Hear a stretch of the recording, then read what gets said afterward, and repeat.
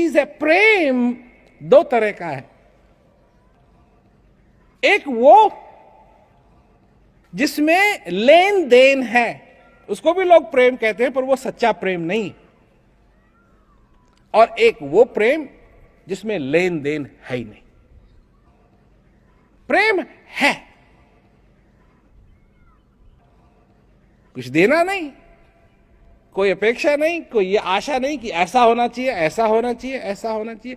जब वो प्रेम हो जाता है तो वो है सच्चा प्रेम। और वो प्रेम, एक और इसमें शर्त है, वो किससे हो सकता है प्रेम? ऐसा जो मनुष्य प्रेम कर सकता है कि उसमें दो शक्तियां हैं मनुष्य में। ऐसा प्रेम करने की भी शक्ति है जिसमें वो आशाएं रखता हो, तुमको ऐसा होना चाहिए, तुमको ऐसा होना चाहिए, तुमको ऐसा होना चाहिए, तुमको ऐसा होना चाहिए। और एक प्रेम है जिसमें सिर्फ प्रेम है, परंतु जो पहला वाला प्रेम है जिसमें आशाएं बंधी हुई हैं, वो उसी से हो सकता है जो उन आशाओं की पूर्ति करे। और दूसरा वाला उसी से हो सकता है जो जीता जागता हो, कल्पित नहीं।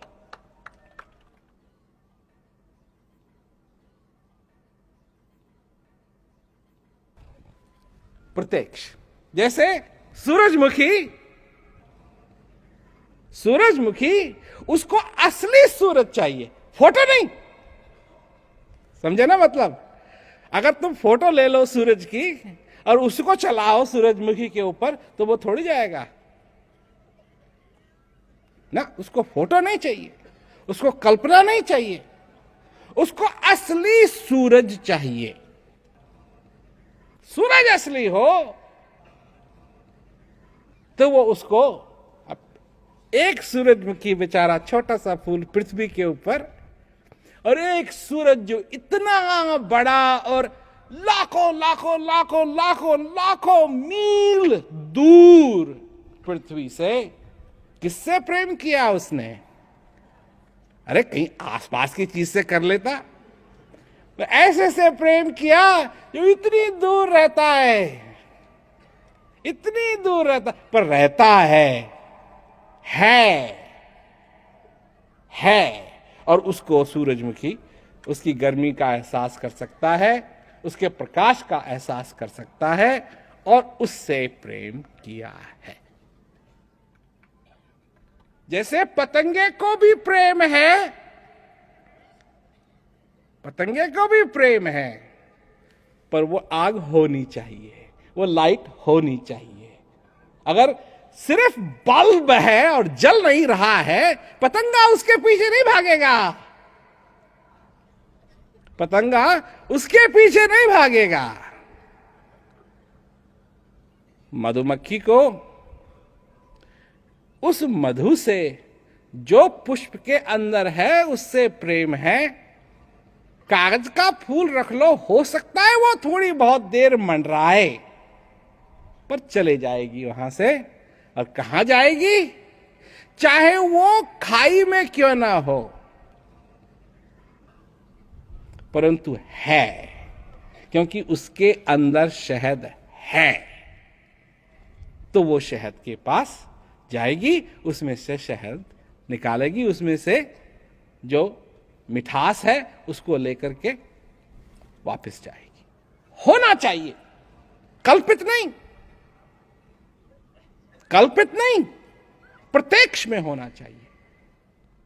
ज्ञान कल्पित नहीं, प्रत्यक्ष में होना चाहिए। समय का सद्गुरु कल्पित नहीं, प्रत्यक्ष में होना चाहिए। भक्ति कल्पित नहीं, प्रत्यक्ष में होनी चाहिए। ज्ञान का आनंद कल्पित नहीं, प्रत्यक्ष में होना चाहिए। सत्संग का आनंद कल्पित नहीं, प्रत्यक्ष में होना चाहिए।